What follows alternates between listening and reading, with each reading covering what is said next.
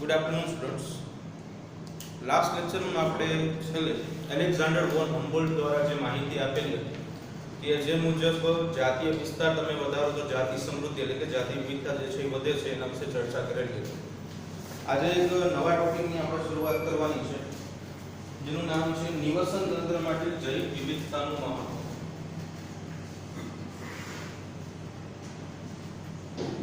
નિવસન તંત્ર માટે જૈવ વિવિધતાનું મહત્વ. આ ટોપિક જે છે એની આજે આપણે ચર્ચા કરવાની છે. તો જે આપણું નિવસન તંત્ર છે એના માટે જૈવ વિવિધતા એટલે સજીવોની અંદર જે વૈવિધ્ય જુદાપણું જોવા મળે છે એનું શું મહત્વ છે.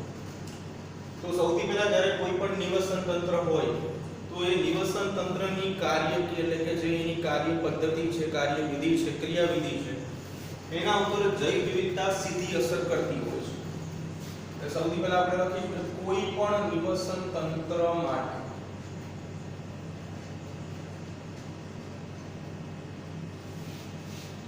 જૈવ વિવિધતા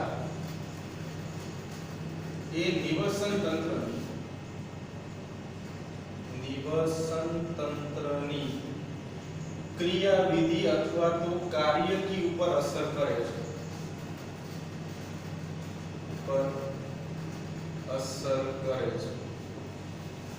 નિવસન તંત્રની અંદર જૈવિક અને અજૈવિક એવા બંને પ્રકારના પરિબળો જે છે હોય છે.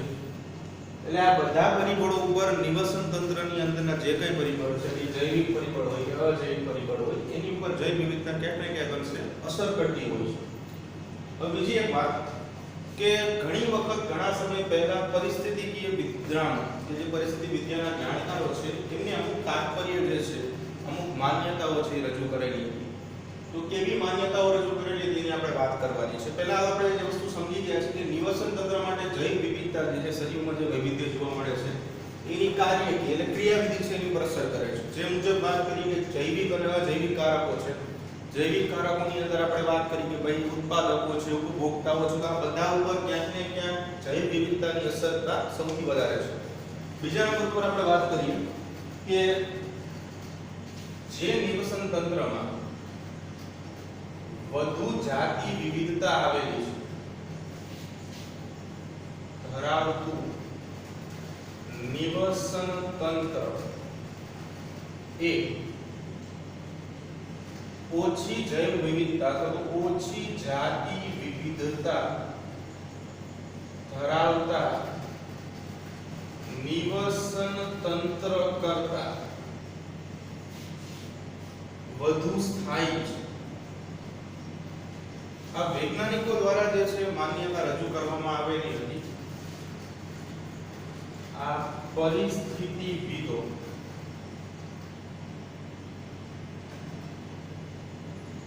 માનતા શું માનતા હતા કે જે નિવસન તંત્ર છે આપણી પાસે બે નિવસન તંત્ર છે એમાં જે નિવસન તંત્ર વધુ જાતિ વિવિધતા અથવા જાતિ વૈવિધ્ય ધરાવે છે અથવા જાતિ સમૃદ્ધિ ધરાવે છે. ઘણા બધા શબ્દો ઉપયોગમાં લેવાય છે પણ અર્થ બધાનો મોટા ભાગે એક જ નીકળે છે.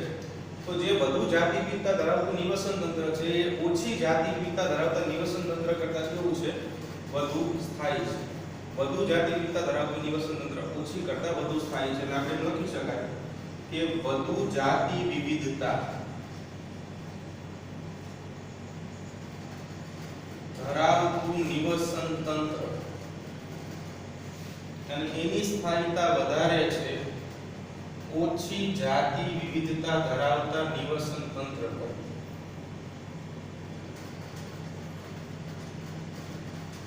તો આ એક સ્થાયીતાનો ક્રમ છે. આવું વૈજ્ઞાનિકોના મતે સ્થાયીતાના ક્રમ દર્શાવવામાં આવેલા હતા કે કોઈ બે નિવસન તંત્રની અંદર જે નિવસન તંત્ર વધુ જાતિ વિવિધતા ધરાવે છે સ્થાયી છે પણ આની કોઈ અર્થપૂર્ણ માહિતી જે છે અથવા તો સાબિતી જે છે એ સંપૂર્ણ સત્ય સાબિતી આપી શકે અને માત્ર અનુમાનો અને અંદાજો ઉપર આ બધી વસ્તુ જે છે ચાલતી બરાબર છે. બીજું કે ખાસમાં તો કોઈ પણ નિવસન તંત્ર માટે જ્યારે અવરોધકો સર્જાય અવરોધોનો અર્થ આપણે એવો લેવાનો છે કે જે નિવસન તંત્રની કાર્યકીને ખલેલ પહોંચાડે છે. નિવસન તંત્રની કાર્યકીને ખલેલ પહોંચાડે છે અથવા કોઈની જે કાર્યકીને નુકસાન કરે છે એવા ઘટકોને આપણે અવરોધકો તરીકે ઓળખશું. એવા ઘટકો કે જે નિવસન તંત્રની કાર્યકીને ક્યાંક ને ક્યાંક ખલેલ પહોંચાડે છે, એટલે જે વ્યવસ્થિત માત્રામાં કાર્યકી થતી હોય એ કાર્યકી અવરોધકો જે છે એ થવા દેતા નથી. તો અવરોધકો જે છે એની સામે પ્રતિરોધકતા મળવું જરૂરી છે. નિવસન તંત્રના અવરોધકો માટે નિવસન તંત્ર દ્વારા આવા અવરોધકો સામે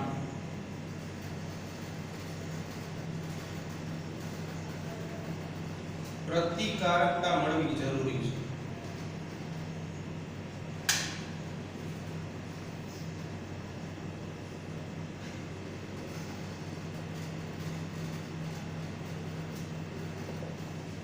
એટલે કે જે અવરોધકો નિવસન તંત્રની પ્રતિક્રિયા અથવા કાર્યકી જે છે ખલેલ પહોંચાડે છે એની સામે નિવસન તંત્ર દ્વારા અવરોધકો સામે પ્રતિકારકતા મળવી જરૂરી છે. પ્રતિકારકતાની હાજરી હશે તો નિવસન તંત્ર વ્યવસ્થિત કાર્ય કરી શકશે. તો ખાસ કરીને પ્રતિકારકતા અને સ્થિતિસ્થાપકતા બંને જે છે હોવું જરૂરી છે. તો અવરોધકો સામે લડવા માટે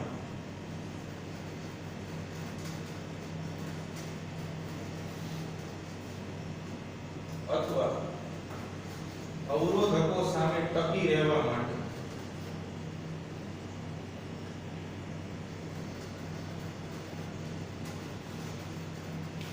મુખ્યત્વે આપણે પ્રતિકારકતા અને સ્થિતિસ્થાપકતા બેની જરૂરિયાત પડશે.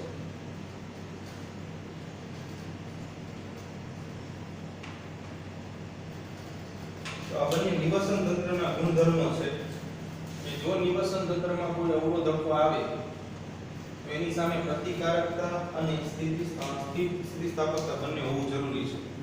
આના સિવાય કોઈ વિદેશી જાતિ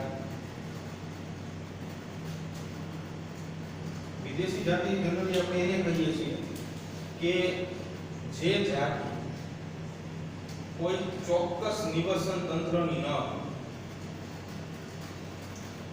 ચોક્કસ નિવસન તંત્રની નથી, અથવા જે વિદેશી જાતિ અન્ય નિવસન તંત્રમાંથી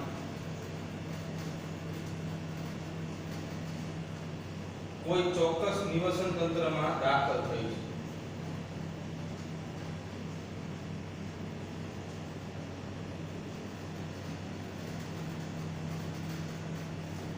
ઉદાહરણ તરીકે આપણી પાસે કોઈ નિવસન તંત્ર છે, આ નિવસન તંત્ર એ છે, એની અંદર બધી જાતિઓ, ઘણી બધી જાતિઓ આવેલી છે. તો કોઈ એક જાતિ જે છે, ફોર એક્ઝામ્પલ કે એક્સ જાતિ, આ એક્સ જાતિ આ નિવસન તંત્રમાં દાખલ થાય છે. હવે આ એક્સ જાતિ ખરેખર આ નિવસન તંત્રની જાતિ નથી, તો એક્સ જાતિને આપણે વિદેશી જાતિ તરીકે ઓળખશું. તો આવી રીતે કોઈ વિદેશી જાતિ જ્યારે કોઈ નિવસન તંત્રમાં દાખલ થાય છે તો પણ ઘણી બધી પ્રતિક્રિયાઓ જે છે નિવસન તંત્રને દર્શાવવી પડે છે. જોઈએ કેવી રીતે પ્રતિક્રિયા દર્શાવે છે.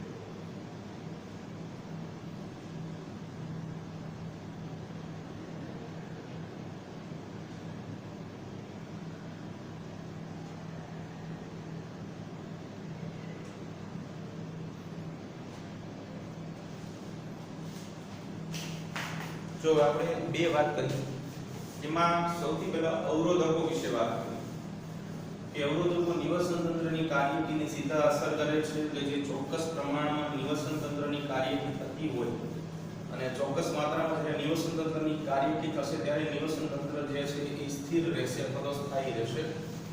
તો અવરોધકો જે છે આખી પ્રક્રિયાને ઊંધી કરી નાખે છે. નિવસન તંત્રની જે કાર્યકી જે છે એને ખલેલ પહોંચાડે છે અથવા તો અસર કરે છે. એવી રીતે બીજી વાત આપણે કોઈ વિદેશી જાતિ જે છે જ્યારે નિવસન તંત્રમાં દાખલ થાય તો બે વાત આપણે અહીંયા કરેલી છે. એમાં પહેલી વાત આપણે કરેલી છે અવરોધકોની.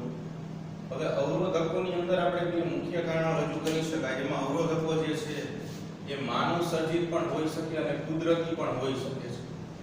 કુદરતી અવરોધકો. અને બીજા નંબર ઉપર આપણે વાત કરીશું માનવ સર્જિત અવરોધકો. પૂર, દુષ્કાળ આ બધું જે છે કુદરતી અવરોધકો કહી શકાય. માનવ સર્જિત અવરોધકોમાં માનવ દ્વારા કોઈ નિવસન તંત્રને નુકસાન પહોંચાડવામાં આવે અથવા એ નિવસન તંત્રને દૂર કરવામાં આવે ત્યારે માનવ સર્જિત અવરોધકો જે છે એ સક્રિય બનતા હોય છે. વિદેશી જાતિની જ્યારે આપણે વાત કરીએ છીએ તો વિદેશી જાતિ જે છે એ નિવસન તંત્ર માટે નવી છે. જે મુજબ અહીંયા આપણે વાત કરી કે એક જ નિવસન તંત્ર છે અને નિવસન તંત્રની અંદર એક સરખી જાતિ છે પણ કોઈ બીજી જાતિ જે છે નિવસન તંત્રમાં દાખલ થાય છે તો એ વિદેશી જાતિ બની. તો અહીંયા તકલીફ શું થાય છે કે જે જાતિ સંખ્યા એક નિવસન તંત્રની અંદર સ્થાયી છે એ લોકો માત્ર એ જાતિઓ સાથે તે આંતરક્રિયાઓ કરે છે, બરાબર. પણ અહીંયા જે નવી જાતિ છે એકદમ વિપરીત પ્રકારની જાતિ છે, જુદા પ્રકારની જાતિ છે. તો વિદેશી જાતિના આક્રમણ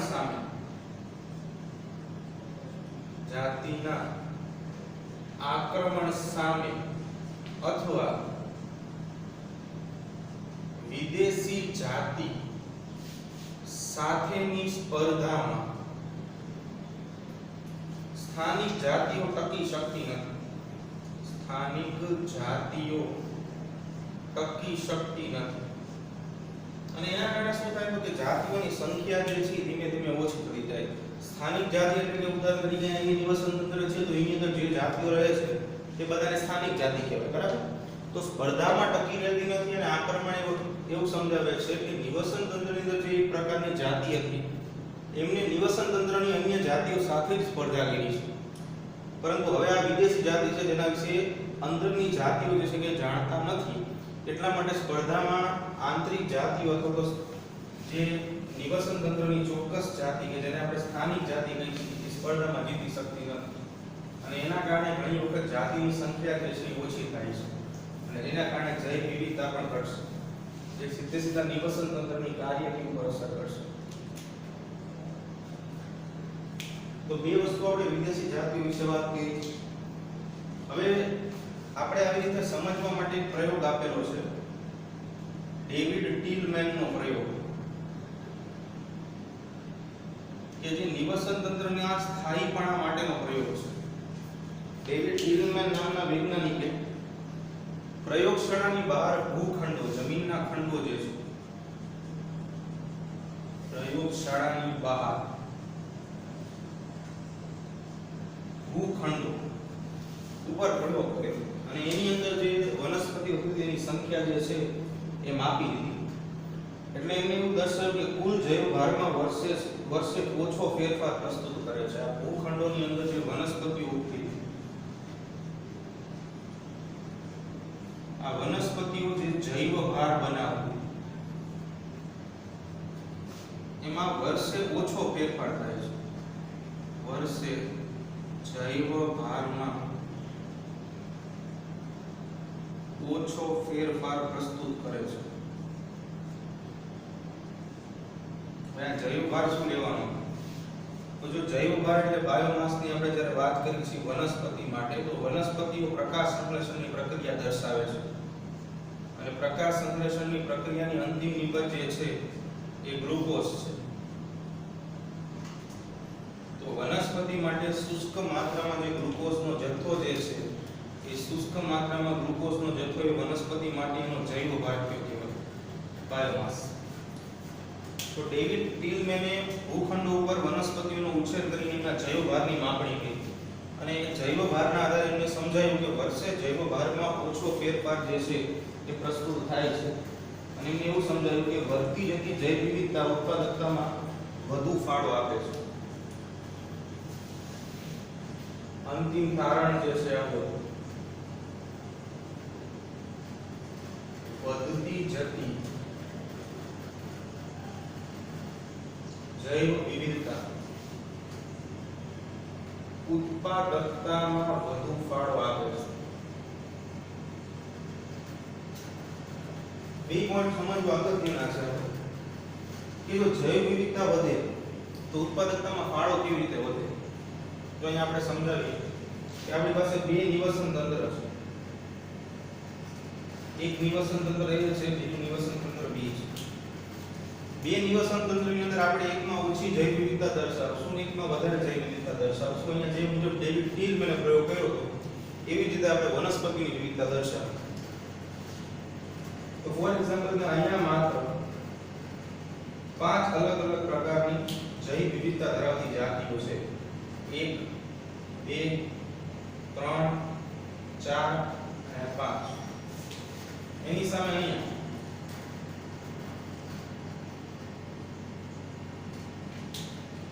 7 અલગ અલગ જૈવ વિવિધતા ધરાવતી જાતિ છે. 1 2 3 4 5 6 અને 7. તો અહીંયા 5 જાતિઓ છે જે એકબીજામાં જૈવ વિવિધતા ધરાવે અને અહીંયા આપણી પાસે 7 જાતિઓ છે. હવે અહીંયા આપણે વાત કરીએ છીએ જૈવ ભારની, ઉત્પાદકતાની. ઉત્પાદકતાનો અર્થ પણ આપણે ગઈકાલે એવો લીધેલો હતો કે વનસ્પતિ પ્રકાશ સંશ્લેષણની પ્રક્રિયાથી જે પોતાનું કાર્બનિક ઘટક બનાવે છે, ગ્લુકોઝ,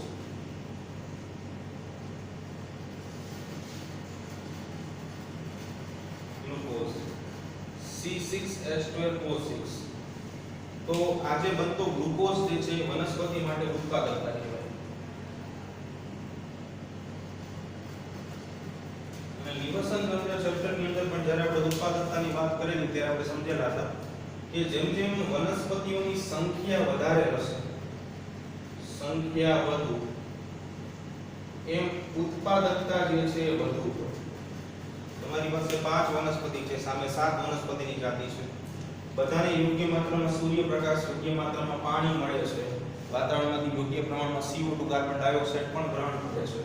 તો પ્રક્રિયાને અંતે નિપજ જે છે જેમાં વધુ સંખ્યા છે ત્યાંથી મળશે. એટલે કે 5 જાતિઓ જે છે એ સંખ્યા ઓછી છે એટલે એમાં જૈવ ભાર જે છે ઓછો પડશે, ગ્લુકોઝ. પણ જ્યાં 7 જાતિઓ છે કે જ્યાં સંખ્યા વધારે છે ત્યાં જૈવ ભાર જે છે વધારે બનશે. એટલે જ્યાં વધતી જતી જૈવ વિવિધતા છે, જૈવ વિવિધતા વધારે છે ત્યાં ઉત્પાદકતા પણ વધશે. એટલે આવી રીતે વધતી જૈવ વિવિધતા જે છે એ ઉત્પાદકતામાં ફાળો આપે છે એમ કહી શકાય. પ્રશ્ન આવી રીતે પૂછી શકાય કે વધતી જતી જૈવ વિવિધતા ઉત્પાદકતામાં કેવી રીતે ફાળો આપે છે એ યોગ્ય કારણ સાથે સમજાવો અથવા તો ટીલમેનના પ્રયોગ દ્વારા સમજાવો તો પણ આ જવાબ લખવાનો રહેશે.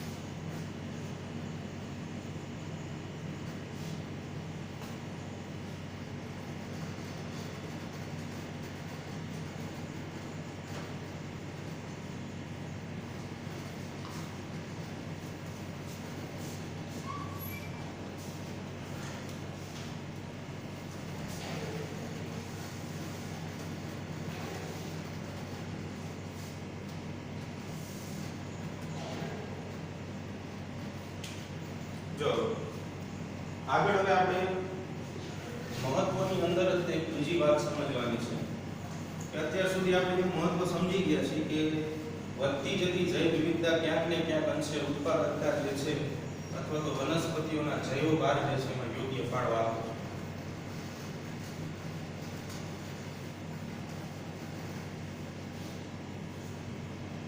જો આગળ બીજી એક અગત્યની વાત છે કે આ જે વધતી જૈવ વિવિધતા જે છે એ કયા કયા અંશે સજીવો જે છે એને અસરગ્રસ્ત કરશે. જો તો વાત આપણે જૈવ વિવિધતાની કરી તો જે જૈવ વિવિધતા છે અથવા તો જૈવ સમૃદ્ધિ પણ કહી શકાય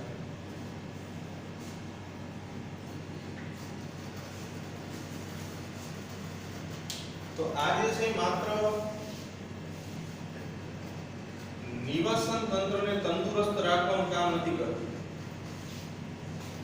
નિવસન તંત્રને તંદુરસ્ત તો રાખે જ છે, ઉત્પાદકતા વધારે છે, એની કાર્યની ઉપર અસર કરે છે, બધી વસ્તુ બરાબર છે. પણ સાથે સાથે માત્ર નિવસન તંત્રને અસર નથી કરતી,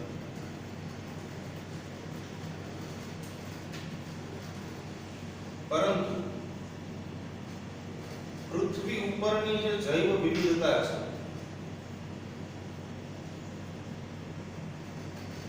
એ દરેક સજીવની ચિરંજીવિતા માટે પણ જરૂરી છે. દરેક સજીવની ચિરંજીવિતા માટે પણ જરૂરી છે, લાંબા આયુષ્ય માટે અથવા તો લાંબા સમય સુધી પૃથ્વી ગ્રહ ઉપર ટકી રહેવા માટે. તો આ શું પોઈન્ટ કહેવા માંગે છે એની વાત કરીએ તો આપણે જે સમજીએ છીએ કે નિવસન તંત્રની અંદર જૈવ વિવિધતા છે. કોઈ એક નિવસન તંત્ર છે આપણી પાસે, એ નિવસન તંત્રની અંદર ઉત્પાદકોની સંખ્યા 1000 છે કે જે પોતે ખોરાક બનાવવાનું કામ કરે છે. પ્રાથમિક ઉપભોક્તાઓ કે જે ઉત્પાદકો જે છે એનો ઉપયોગ કરે છે, જેને તૃણાહારી તરીકે પણ આપણે ઓળખીએ છીએ, એની સંખ્યા 500 છે. અને સાથે સાથે દ્વિતીય ઉપભોક્તા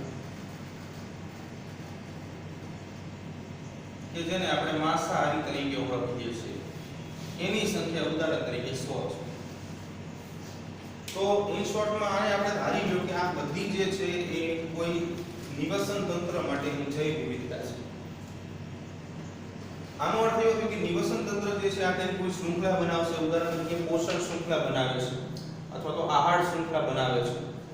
તો એની અંદર દરેક ઘટકોની યોગ્ય સંખ્યા જે છે ને એ મહત્વનો રોલ કરશે. દરેક ઘટકની સંખ્યા એક મહત્વની ભૂમિકા ભજવે છે. આથી એક સિમ્પલ વસ્તુ આપણે વિચારી દઈએ કે 1000 ઉત્પાદકો છે ત્યારે 500 તૃણાહારીને પોષણ મળે છે અને 500 તૃણાહારી છે તો 100 માંસાહારીને પોષણ મળે છે. હવે કદાચ એવું થાય કે 1000 ના ખાલી 400 થઈ જાય. એનો અર્થ એવો થયો કે 1000 માંથી 400 થવાનો અર્થ એવો થયો કે ત્યાં જાતિ સમૃદ્ધિ અથવા તો જાતિ વિવિધતા ઘટી ગઈ. 600 નો ઘટાડો થયો, ખાલી વધ્યા આપણી પાસે 400. તો અહીંયાથી 1000 માંથી 400 વધે છે તો એની ઉપર આધારિત સજીવો છે તૃણાહારી, એટલે કે જેને આપણે કહીએ છીએ પ્રાથમિક ઉપભોક્તા. તો તૃણાહારી જે છે એ માત્ર 400 વધશે. તો આમાંથી સંખ્યા કદાચ ઘટી જાય એવું ધારી લો કે આમાંથી સંખ્યા ખાલી થઈ ગઈ 200. જાતિ વિવિધતા ઘટવાથી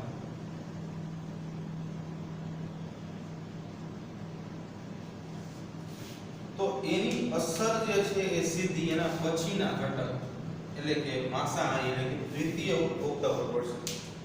ઇન શોર્ટમાં અહીંયા બધા જે છે શૃંખલા ઉપર આધારિત છે. આપણે ઉદાહરણ તરીકે ઉત્પાદકોને A નામ આપીએ, પ્રાથમિક ઉપભોક્તાને B નામ આપીએ, દ્વિતીયકને C નામ આપીએ. તો B જે છે એ A ઉપર આધાર રાખે છે, C જે છે એ B ઉપર આધાર રાખે છે. અને કોઈ પણ એક ઘટકને આપણે દૂર કરી નાખીએ અથવા તેની સંખ્યામાં ઘટાડો કે વધારો કરી નાખીએ, ઘટાડાની વાત છે, તો A ની સંખ્યા ઘટે તો એ સીધી અફેક્ટ કરશે B ઉપર અને B ની સંખ્યા ઘટે તો સીધી અસર કરશે C ઉપર.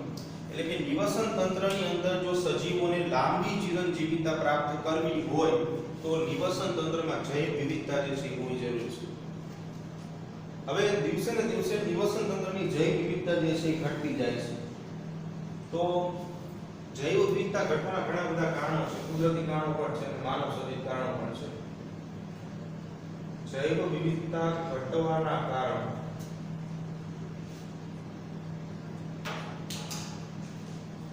તેમાં બે કારણો છે. એક છે કુદરતી કારણ અને બીજા નંબર ઉપર છે માનવ સર્જિત કારણ.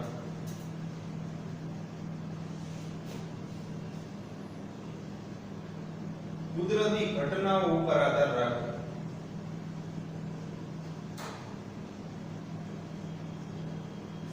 ઉદાહરણ તરીકે પૂર, દુષ્કાળ, દાવાનળ એટલે કે જંગલમાં નાખતી આગ અને માનવ સર્જિત ઘટના એટલે કે માનવની પ્રવૃત્તિઓ ઉપર આધાર રાખે.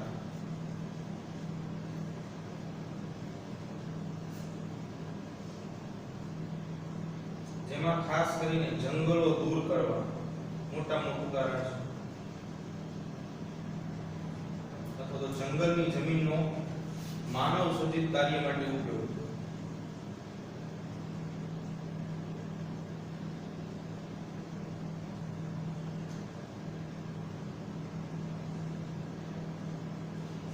મોટા ભાગે કુદરતી કારણો જે છે અથવા કુદરતી ઘટનાઓ ક્યારેક જ નિવસન તંત્રની અંદર જૈવ વિવિધતા ઘટાડે છે, પણ મોટું કારણ જે છે એ માનવ સર્જિત કારણ છે કે જે ઘણી બધી માત્રામાં કુદરતમાંથી નિવસન તંત્રમાંથી જૈવ વિવિધતા જે છે એ ઘટાડે છે. એટલે મુખ્ય કારણ જે છે આ જૈવ વિવિધતામાં થતો જે નાશ છે એ મુખ્ય કારણ માનવ સર્જિત પ્રવૃત્તિઓ છે.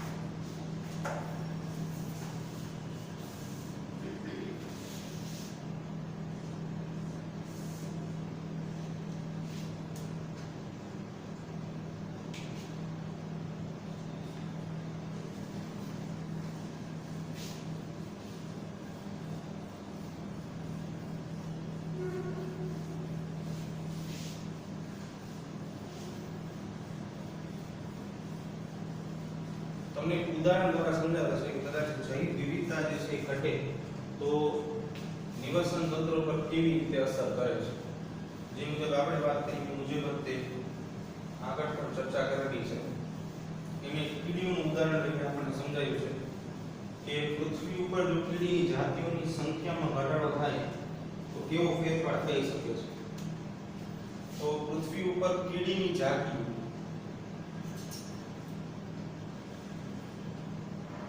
કુલ 20,000 છે અત્યારે. આટલી જાતિઓ છે. તો 20,000 જાતિઓએ નિવસન તંત્રની અંદર કાર્યની જે છે વ્યવસ્થિત ચાલે છે. કદાચ જાતિઓ ઘટીને 15,000 થઈ જાય તો 20,000 માંથી 15,000 જેટલી જાતિઓ ત્યારે મોટો ઘટાડો થઈ જશે. ઘટાડાથી વધેલી જાતિઓ આટલી જાતિઓ વધી છે. તો 20,000 જાતિઓથી ત્યારે નિવસન તંત્રની કાર્યની વ્યવસ્થિત ચાલતી હતી, પણ 15,000 જાતિઓ થઈ ગઈ તો કીડીઓ ઉપર અસર કરતા પ્રાણીઓ અથવા એની ઉપર આધાર રાખતા પ્રાણીઓ જે છે એની સંખ્યા ઘટશે અને સાથે સાથે આખી નિવસન તંત્રની ચેન જે છે એ કદાચ નાશ પામશે. ઉદાહરણ તરીકે એવું સમજી લો કે આ જાતિ કીડી છે,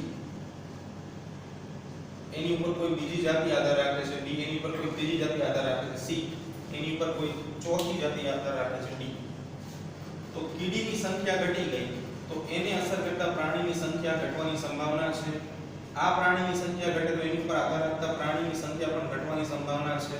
અને સી ની સંખ્યા છે એટલે ઘટે તો એની ઉપર આધારિત પ્રાણીની સંખ્યા ઘટી શકે. એટલે એક સમય એવો આવે કે નિવસન તંત્ર જે છે એ નાશ પામે. હવે આવી રીતે જાતિઓની જે સંખ્યા ઘટે છે એને સમજવા માટે આપણે અભિધારણા સમજવાની છે. જી રિવેટ પોપર પૂર્વધારણા. આ પૂર્વધારણા આપનાર વૈજ્ઞાનિક હતા સ્ટેનફોર્ડ યુનિવર્સિટી ના વૈજ્ઞાનિક પોલ એહરલિચ. નામ યાદ રાખશો આપણે, પોલ એહરલિચ, કે જેને રિવેટ પોપર પૂર્વધારણા આપી.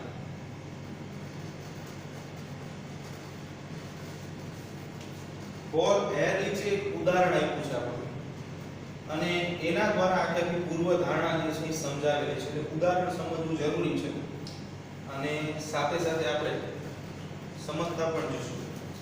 તો ઉદાહરણ કેવી રીતે આપ્યું છે તો એક વિમાન પ્લેન છે,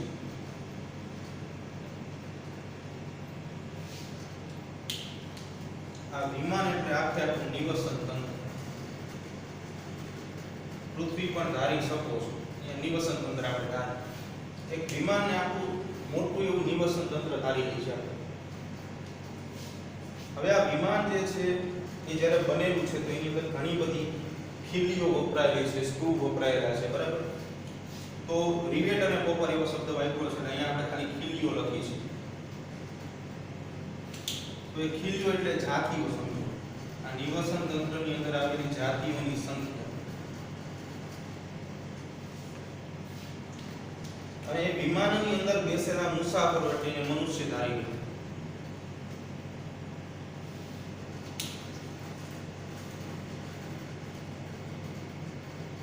કુદરતી કારણો પણ ધારી શકાય, બરાબર. હવે સમજો અહીંયા આપણે ત્રણ ઉદાહરણ સમજેલા છે, એના આધારે સમજવાનું છે કે પોલ એહરલી છે નિવસન તંત્ર એક વિમાન તરીકે ધારી લીધું. સમગ્ર પૂર્વ ધારણા એટલે કે હાઇપોથેસિસ તરીકે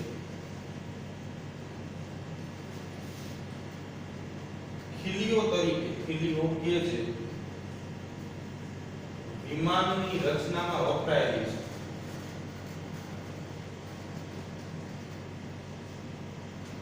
તેને જાતિઓ તરીકે ગણાવી.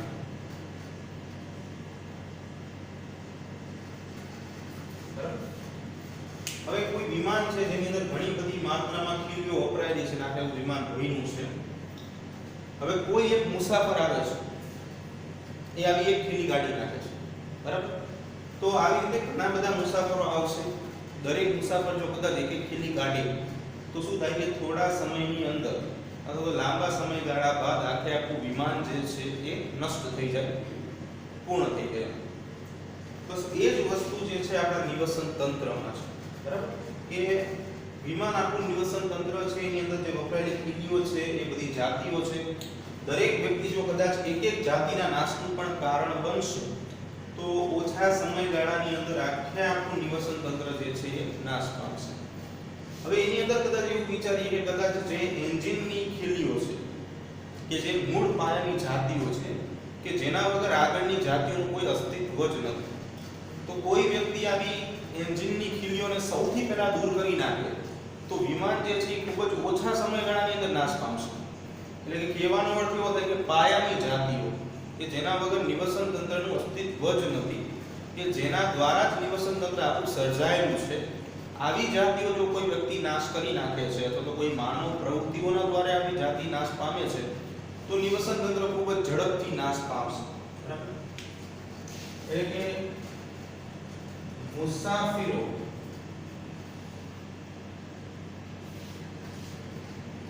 જો કોઈ આવી ખીલી દૂર કરી નાખે, તો ખીલી કાઢી નાખે તો ધીમે ધીમે આખું વિમાન જે છે એ નાશ પામે છે.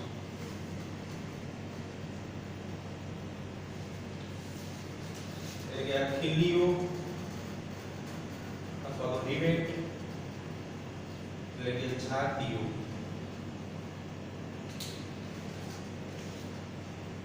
દૂર કરવામાં આવે મુસાફર દ્વારા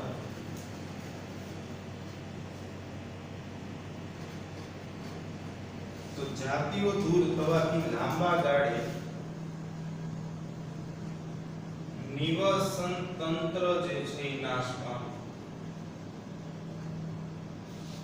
એટલે કે વિમાન નાશ પામશે.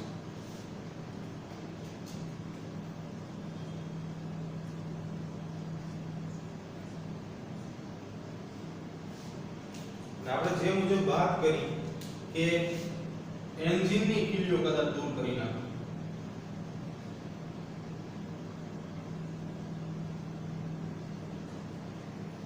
એટલે કે પાયાની જાતિ દૂર થઈ જાય,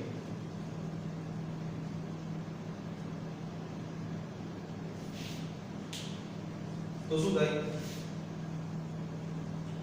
ખૂબ જ ઓછા સમયગાળામાં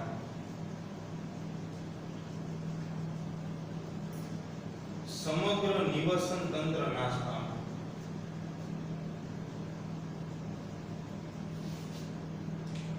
એટલે કે ઓછા સમયગાળામાં પ્લેગ નાશ પામશે.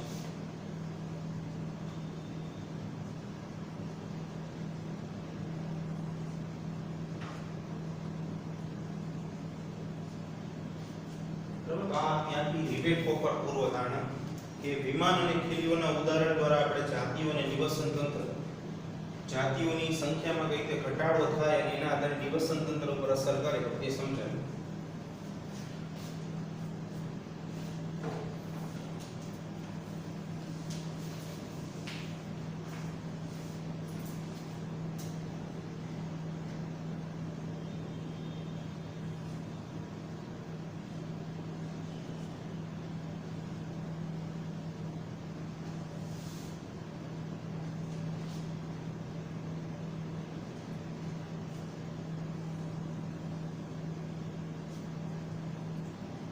જો હવે આપણે આ જ મુદ્દો જે છે એને આગળ સમજવાનો છે કે નિવસન તંત્ર જે છે એની અંદર જે જૈવ વિવિધતા અથવા જાતિ વિવિધતા છે એને કેવી રીતે ક્ષતિ એટલે કે નુકસાન જે છે થાય છે એ સમજવાનું છે આપણે.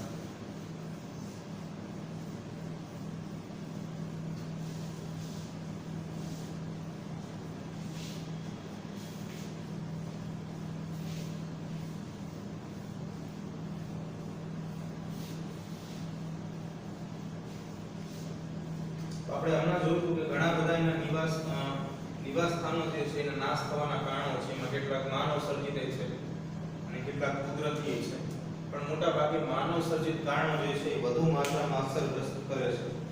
હવે જોઈએ જૈવ વિવિધતાને થતી ક્ષતિ અથવા તો નુકસાન. જૈવ વિવિધતાને થતી ક્ષતિ અથવા નુકસાન. કેવી રીતે આપણે જૈવ વિવિધતા જે છે દિવસે ને દિવસે ઘટાડતા જઈએ છીએ? તો એમાં સૌથી પહેલું છે કે જ્યારે કોઈ નવી જાતિ નિવસન તંત્રમાં દાખલ થાય, કોઈ નવી જાતિ નિવસન તંત્રમાં દાખલ થાય, તો અહીંયા આપણે ઓલરેડી કહી દીધું છે કે નવી જાતિ નિવસન તંત્રમાં દાખલ થાય તો એ બની જાય વિદેશી જાતિ. અને વિદેશી જાતિ જે છે હંમેશા શું કરે તો કે નુકસાનકારક ફેરફાર દર્શાવે. એટલે અહીંયા તમને એવું લખેલું છે કે આપણા માટે ભયજનક પરિસ્થિતિ ઉત્પન્ન કરે. નિવસન તંત્ર માટે ભયજનક પરિસ્થિતિ ઉત્પન્ન કરે વિદેશી જાતિ દાખલ થવાના કારણે. બરાબર, તમને એક ઉદાહરણ આપે છે કે ઉષ્ણકટિબંધીય પ્રદેશોમાં જે પ્રશાંત મહાસાગર ના વિસ્તારો છે એમાં બરફ આચ્છાદિત પ્રદેશોમાં માનવ વસાહતના કારણે ના વિસ્તારોમાં જે બરફ આચ્છાદિત પ્રદેશો છે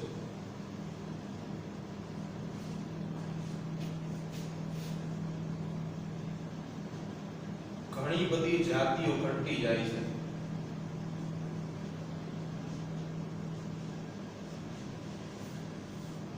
બરફ આચ્છાદિત પ્રદેશોમાં માનવ પ્રવૃત્તિઓના કારણે ઘણી બધી જાતિઓની સંખ્યા ઘટતી જાય છે. મેં ઉદાહરણ આપ્યું છે કે અહીંયા પક્ષીઓની 200 થી વધારે જાતિઓ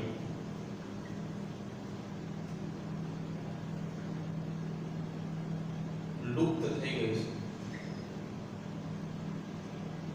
હજી લુપ્ત થવાનો દર ચાલુ છે. આવી રીતે આપણે લાસ્ટમાં એક વાત કરેલી હતી IUCN વિશે, international union for conservation nature and nature resources. તો એની અંદર IUCN દ્વારા એક રેડ લિસ્ટ બહાર પાડવામાં આવે છે. આપણે એવી જ એક રેડ લિસ્ટની વાત કરવાની છે કે જે 2004 માં બહાર પાડવામાં આવેલી હતી. રેડ લિસ્ટ જે છે એ ખાસ કરીને લુપ્ત થતી જાતિઓ વિશેની માહિતી બહાર પાડે છે, જે IUCN દ્વારા બહાર પાડવામાં આવે છે. તો એમના અનુસાર છેલ્લા 500 વર્ષોમાં 7 784 જેટલી જાતિઓ લુપ્ત થઈ ગઈ છે.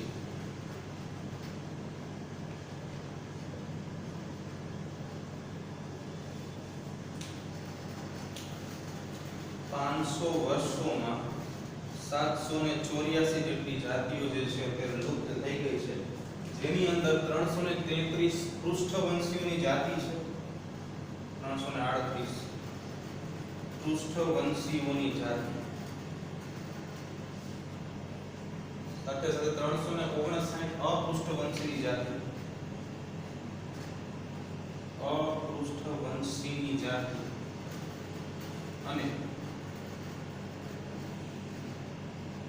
87 જેટલી વનસ્પતિઓની જાતિઓ છે.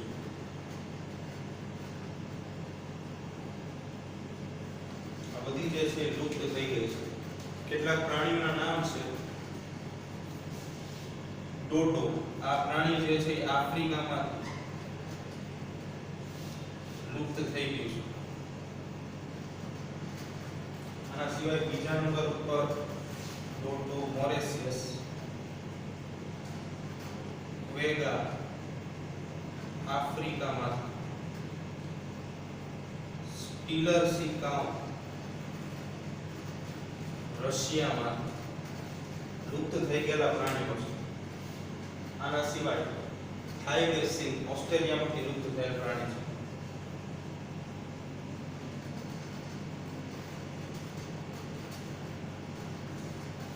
બીજું કે વાઘની 3 જાતિઓ, બાલી, જાવાન અને કાસ્પિયન,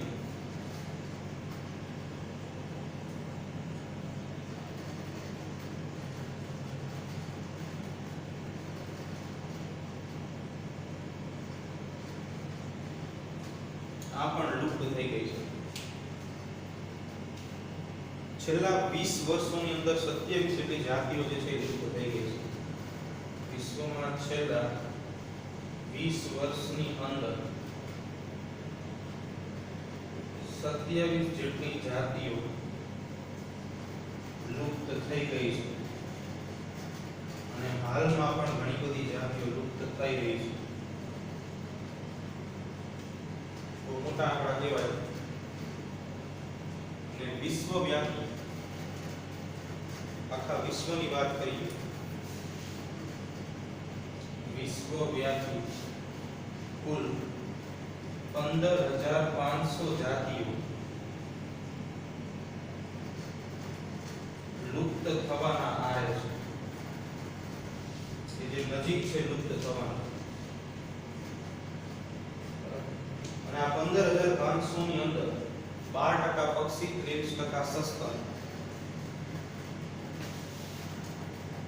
12% પક્ષીઓની જાતિ, 23% સસ્તનોની જાતિ સમાવેશ થાય છે. આના સિવાય ઉભયજીવીઓ જે છે એની 32% જાતિઓ જે છે નાશ થાય છે.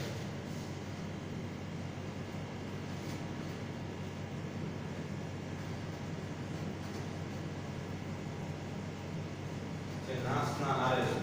અને 31% અનાવૃત પિત્તધારી વનસ્પતિની જાતિ જે છે નાશના આરે છે.